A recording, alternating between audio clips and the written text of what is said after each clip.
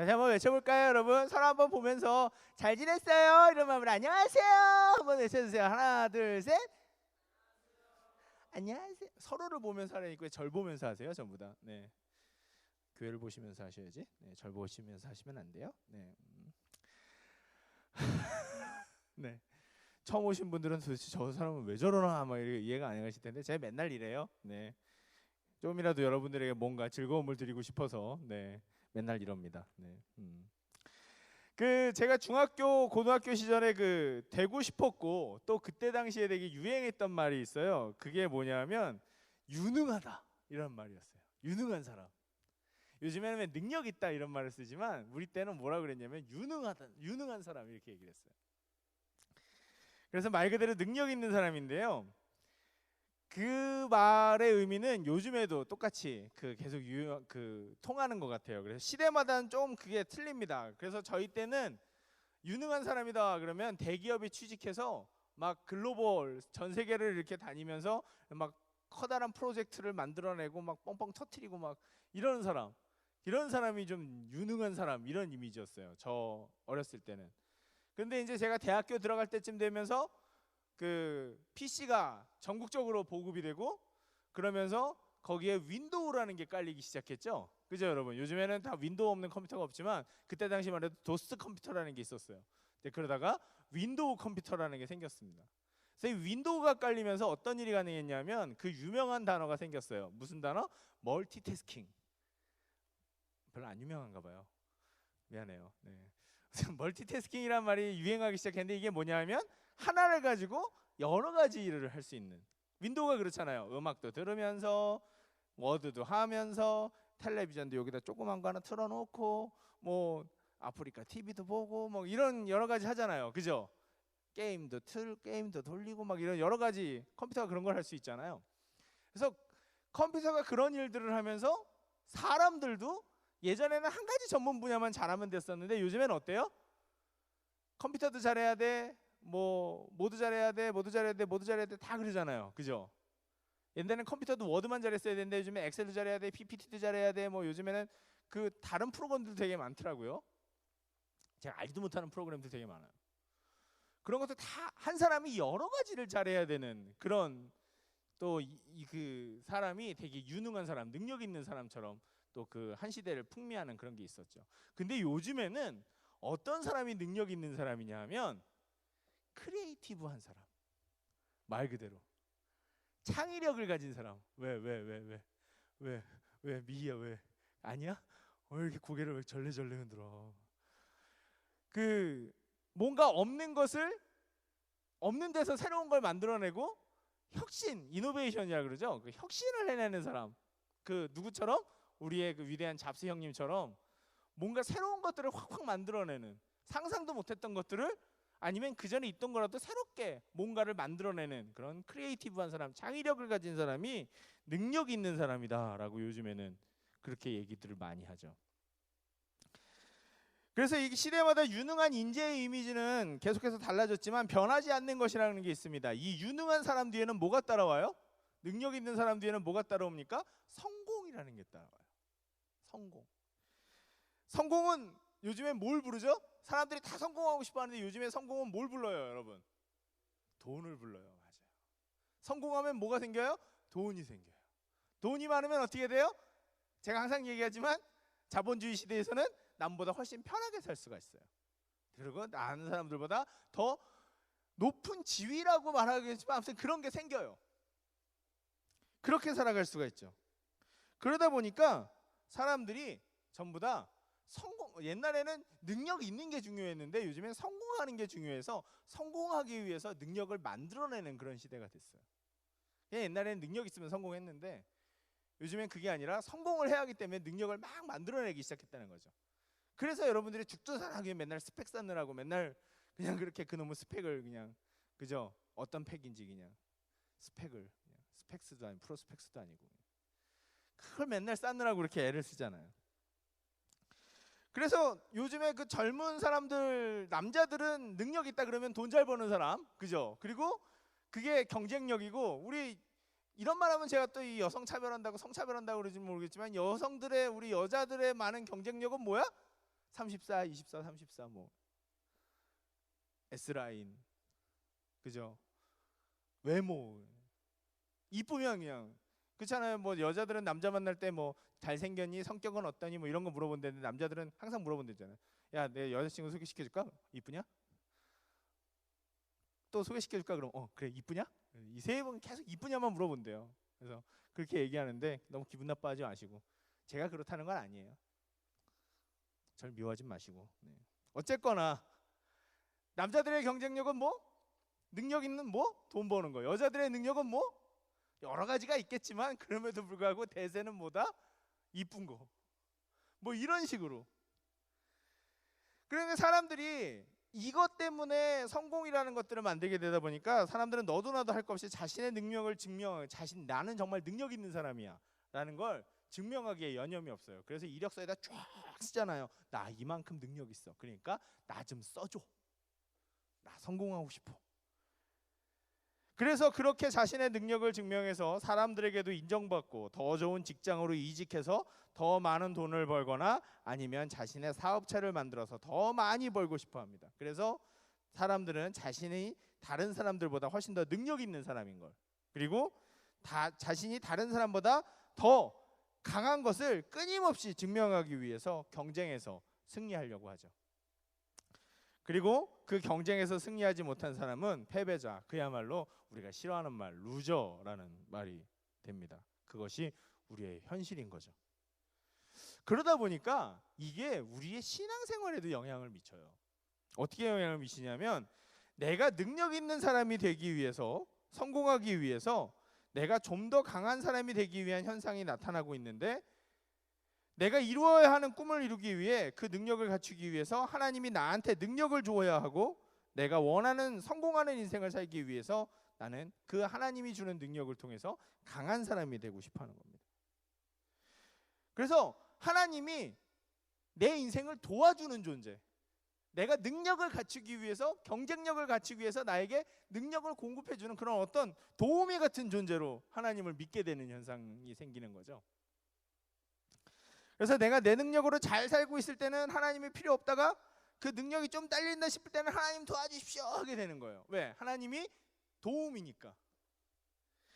그 일이 잘 풀리고 나면, 도와줘서 잘 풀리고 나면 또 금세 하나님이 휙 잊어버리고. 그래서 하나님도 나의 성공의 한 방편으로, 내가 돈을 제일 잘 벌 수 있는 방법 중에 하나로 그렇게 하나님을 믿는 것이, 그 신앙이라는 것이 우리들 안에 인식되어져 가고 있는지, 내가 성공하기 위한 방편으로, 내가 유능해지기 위한 방편으로, 그렇게 우리가 하나님을 믿고 있는 것은 아닌가 생각합니다. 그런데 이것보다 좀 더 나쁜 게 있어요. 이 능력 있음을 증명하고 싶어하는 이 경향들이, 그리고 능력이 성공으로 이끌어져가는 이 경향들이 우리에게, 우리의 신앙생활에서 좀 더 악영향을 미치는 게 있는데, 그게 바로 뭐냐 하면, 내가 능력이 있어야 신앙생활도 잘할 수 있다는 생각입니다. 여기서의 능력은 경제적인 능력만을 말하지가 않습니다. 내가 뭐든지 잘해야 한다는 생각을 뜻합니다. 내가 기도도 열심히 해야 하고, 내가 말씀도 열심히 읽어야 하고, 내가 전도도 열심히 해야 한다, 내가 예배도 열심히 드려야 한다, 내가 무엇 해야 한다, 그렇지 않으면 안 된다, 그런 생각이라는 게 바로 내가 하나님 앞에서 능력이 있고 싶어하는 거라는 거죠. 아니 목사님, 근데 그거 당연한 거 아닌가요? 응? 당연히 열심히 해야 되는 거잖아요. 기도도 열심히 하고 뭐도 열심히 하고. 목사님 우리한테 맨날 열심히 하라 그러잖아요. 맞아요. 우리가 하나님 앞에서 열심히 노력하는 게 맞긴 하죠. 그런데 여기서 우리가 잘 생각하고 짚고 넘어가야 되는 게 바로 뭐냐면, 신앙생활도 내가 그렇게 열심히 노력해서 내 힘으로 해나가며, 그래서 하나님 앞에서 내 능력을 증명하고 싶어하고 다른 사람들 앞에서도 증명하고 싶어지는, 내가 하나님 앞에서 능력 있는 사람이다라고 하나님과 사람 앞에서 인정받고 싶어하는 그 생각이 나쁜 거라는 거죠. 그리고 이런 생각이 우리 안에 가득 차 있을 때, 나 자신이 그렇게 노력하지 않는 모습을 보일 때, 즉 신앙생활 안에서 조금 무능력해 보인다, 나 자신이 신앙생활 안에서 좀 내가 무능력해 보인다라는 그런 모습들을 내가 살짝 보이기 시작하면, 그리고 내가 느끼기 시작하면 나는 그걸 인정할 수가 없는 거예요. 왜? 나는 하나님 앞에서도 능력 있는 사람이래야 돼요. 그런데 내가 하나님 앞에서 좀 게을러지기 시작하면, 하나님이 싫어할 것 같다 이런 생각이 드는 행동들을 내가 하기 시작하면 그런 나를 인정하기가 싫은 거죠. 이런 내가 아니었는데 나 왜 이럴까?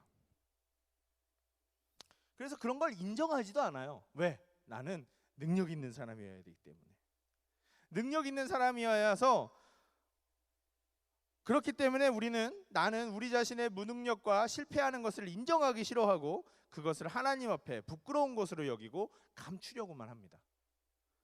내가 못할 수도 있고 잘못할 수도 있는데 그런 것들이 용납이 안 되는 거죠. 왜? 나는 하나님 앞에서도 잘해야 되니까. 잘해서 인정받아야 되니까. 그러다 보니까 내가 드러나는, 나의 조금이라도 무능력한 것들이 드러나는 것들은 하나님 앞에 내놓고 기도하는 것이 아니라 오히려 내 마음속으로, 내 삶 속으로 꽁꽁꽁꽁 감추기 시작한다는 거죠. 그래서 안 그런 척 그렇게 살아간다는 거죠. 그래서 그러한 내 모습이 나를 힘들고 괴롭게 합니다. 뭔가 교회에 와서는 내가 힐링받고 치유받고 자유롭게 되어줘야 되는데 오히려 나는 계속 교회에서도 내가 능력 있어야 되고 내가 잘해야 되고 똑바로 해서 사람들 앞에 인정받고, 그런 하나님 앞에도 그런 예쁜 모습만 보여주고 싶기 때문에 점점 더 힘들어지기만 하는 거죠. 여태까지 세상 속에서의 삶 가운데 그런 식으로 나의 무능력함을 인정해버리면 나는 사람들 앞에서 패배자가 되어버렸었기 때문에, 내가 신앙생활 가운데서도 그렇게 무능력함을 인정해버리면 사람들한테도 하나님 앞에서도 패배자가 되어버릴까 봐 우리는 그것을 인정할 수도 없고, 그렇게 되면 내가 하나님 앞에서 정말 무능력하고 하나님한테까지도 버림받는 아무것도 아닌 사람이 될까 봐 그런 모습을 사람들 앞에 보이기 싫어서 사람들 앞에까지도 신앙생활을 하면서도 가면을 쓰게 되어지는, 오로지 모범적인 모습만 보이려고 하는 그런 나의 삶이 되어지기 시작한다는 거죠. 그런데 여러분, 우리가 한 가지 잘 생각해야 하는 것이 있습니다. 하나님은 사람들하고 좀 틀리다고 말씀하시는 거죠. 결론부터 얘기하자면 우리는 하나님 앞에서 유능할 필요가 없습니다. 하나님 앞에서 능력이 있을 필요가 없어요. 왜냐하면 신앙생활이라는 건 능력으로 하는 게 아니기 때문에 그래요. 내가 나의 능력 있음을 증명하는 게 신앙생활이 아니기 때문에 그렇습니다. 내가 하나님 앞에 정말 나 이거밖에 신앙생활 하지 못할까? 왜 나는 이렇게 하나님 앞에서도 잘하지 못할까라는 그것을 느끼게 되는 그 순간은 우리에게 고통과 범민만을 주는 시간이 아니라 바로 진정한 은혜를 받을 수 있는 아주 중요한 시간이라는 걸 우리는 알아야 합니다. 그것은 바로 내가 무능력할 때, 내가 아무것도 할 수 없을 때, 나 자신이 나의 한계를 발견하는 그 순간에, 좀 극단적으로 얘기하면 내가 실패했을 그 시간에, 내가 실패했을 때 바로 내가 하나님을 느낄 수 있는 기회가 가장 가까이서 주어지기 시작한다는 겁니다. 오늘 본문에서 우리 사도 바울 선생님이 뭐라고 얘기했나요? 우리 본문 다시 한번 읽어볼까요? 12장 9절. 되게 참 좋은 게, 약할 때 강함 대신에 나의 보배가 되신 주, 그 찬양의 이 가사가 된 이 본문이거든요. 다시 한번 읽어봅시다. 시작. 나에게 이르시기를 내 은혜가 내게 족하도다. 이는 내 능력이 약한 데서 온전하여짐이라 하신지라. 그러므로 도리어 크게 기뻐함으로 나의 여러 약한 것들에 대하여 자랑하리니 이는 그리스도의 능력이 내게 머물게 하려 함이라. 아멘. 상반절은 하나님이 사도 바울 선생님한테 얘기해 주신 거예요. 내 은혜가 내게 족하도다. 그 하나님이 사도 바울에게 준 그 은혜들이 사도 바울에게 족하다. 내가 허락한 게 족하다. 이는 내 능력이 약한 데서 온전하여짐이라. 이게 뭐냐면 하나님의 능력이 너의 약한 데서 온전하게 드러난다, 이런 말씀을 하시는 거죠. 하나님은 바울 선생님에게 이렇게 이야기하신 겁니다. 하나님의 능력이 약한 데서 온전하여진다고. 누구의 약함에서? 바울의 약함에서, 바울 스스로 자신의 약함에서 하나님의 능력이 온전해진다라고 얘기를 합니다. 바울이 강할 때는 그것이 내 능력인지 하나님의 능력인지 알 수가 없습니다. 그래서 하나님을 잘 느낄 수 없게 되죠. 하지만 바울이 아무것도 할 수 없어서 하나님께 정말 두 손 두 발 다 들고 도움을 요청하기 시작할 때는 하나님의 일하심과 하나님의 도우심이 명확하게 드러나기 시작합니다. 그리고 하나님의 진정 강함이 바울의 삶 속에서 드러나기 시작하는 겁니다. 그리고 그것은 나의 능력이 아닌 하나님의 능력이기 때문에 또 절대로 꺾이지도 않습니다. 그것이 바로 내가 약할 때 강해지는 비밀인 것입니다. 지난번에 우리가 그 본문 한번 읽었죠. 고린도후서 4장 7절. 우리가 질그릇 안에 보배를 가졌으니 이는 능력의 힘이 큰 것이 나에게 있지 않고 하나님께 있게 함을 알게 하려니라. 우리는 무능합니까? 유능합니까? 여러분, 유능한 부분도 있고 무능한 부분도 있겠죠. 우리는 유능한 부분은 드러내려고 하고 무능한 부분은 감추려고 합니다. 그리고 나의 무능함을 한탄하며 나를 원망하기도 하고 세상을 원망하기도 하고 부모님을 원망하기도 하고 하나님을 원망하기도 합니다. 나는 왜 이렇게 이거밖에 안 될까? 하지만 오늘 말씀은 이렇게 얘기합니다. 나의 약한 것이, 나의 무능한 것이 오히려 하나님의 은혜다. 하나님의 은혜가 드러나는 순간이다. 하나님은 때로 이것을 우리에게 깨닫게 하시기 위해서 우리가 죄 지을 때도 가만히 계실 때가 있습니다. 그런데 이거는요, 너 네 멋대로 살아봐라, 한번 네 멋대로 살다가 어때 잘 되나 보자 그러고 한 번씩 던져주는 방치, 유기가 아니라, 그냥 유기해 두는 그런 게 아니라, 이제 사춘기를 겪는 청소년들이 부모의 간섭을 싫어하며 무엇이든지 자신이 원하는 대로 하려고 할 때 그 사춘기 소년 소녀들을 보호해주는 부모님의 마음과도 비슷한 겁니다. 사춘기로 방황하는 사람들에게 진정 자녀를 사랑하는, 물론 부모님들은 자녀를 다 사랑하지만 정말 사랑하는 방법을 아는 부모님들은 어떻게 해요? 방황하도록 여지를 만들어줍니다. 혼란스러운 걸 혼란스럽도록 스스로 느끼도록 여지를 만들어줍니다. 공간과 시간을 만들어줘요. 그래서 그 속에서 혼자 고민하고 고민해서 결론을 낼 수 있도록, 혹여 그 아이가 원하는 대로 가다가 실패하고 좌절할 때도 겉봐라 내가 그거 하지 말라 그랬잖아 이놈 새끼야, 이게 아니라 괜찮아 인생에는 언제나 실패가 있단다. 그러니 우리는 또 시작하면 돼, 괜찮아. 이렇게 얘기해주는, 그 아이를 감싸주며 다시 새로운 길을 갈 수 있는 힘을 주는, 그 격려하는 그런 부모님, 그런 부모님의 마음으로 하나님은 우리를 기다려 주신다는 거죠. 때때로 우리가 그 실패해 보지 않으면, 왜 우리가 똥인지 된장인지 찍어봐야 아냐라고 얘기하지만 꼭 찍어 먹어보고 싶을 때가 있잖아요. 다른 사람들이 다 아니라 그래도 내가 꼭 해보고 싶을 때가 있잖아요. 도시락 싸들고 말리고 싶다 그래도 내가 꼭 가서 그거, 너 그거 왜 하니? 그래도 그거 해보고 싶을 때가 있잖아요. 사람은 그럴 때가 있거든요.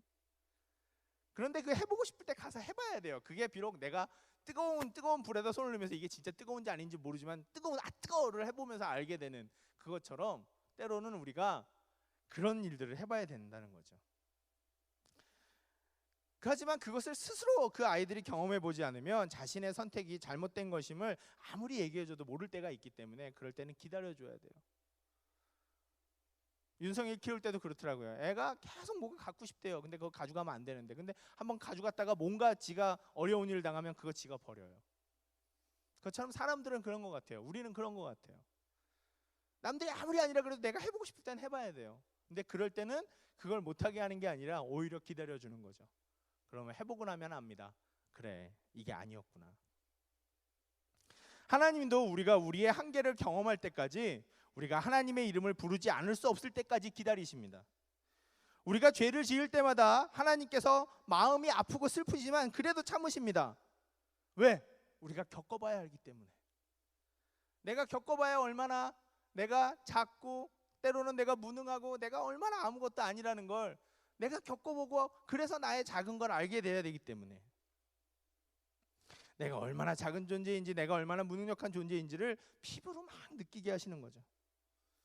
내가 반복하는 죄를 짓고 있을 때도 하나님은 일부러 가만히 계실 때가 있어요.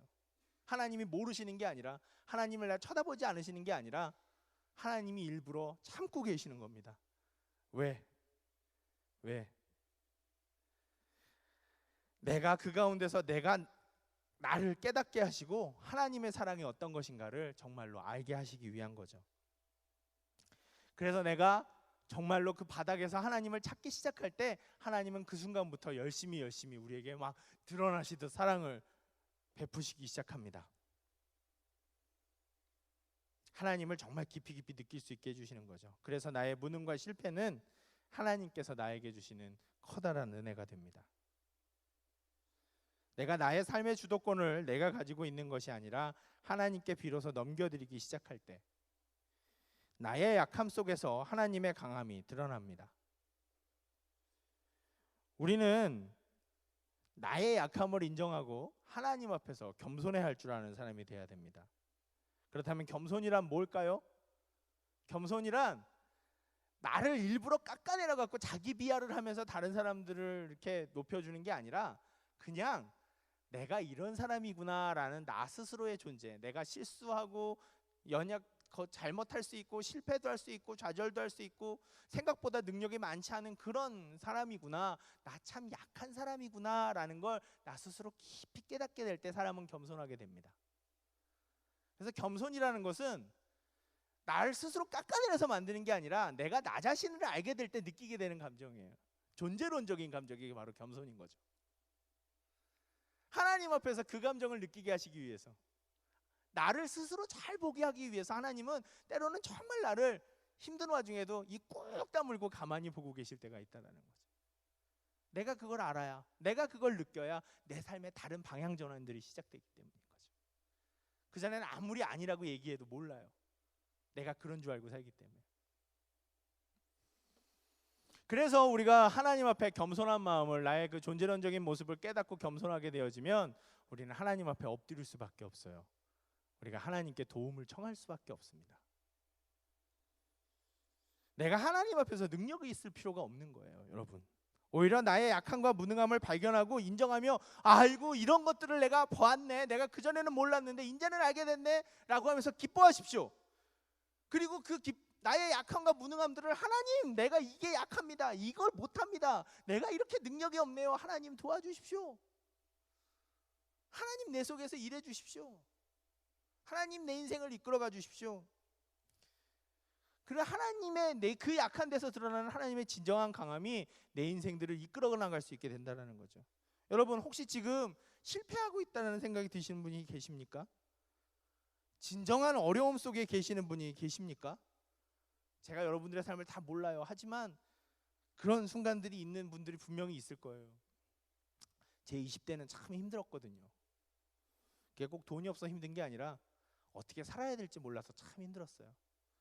난 이 세상에 왜 태어났을까? 그거 몰라서 참 힘들었어요. 여러분들도 그렇지 않을까 싶어요.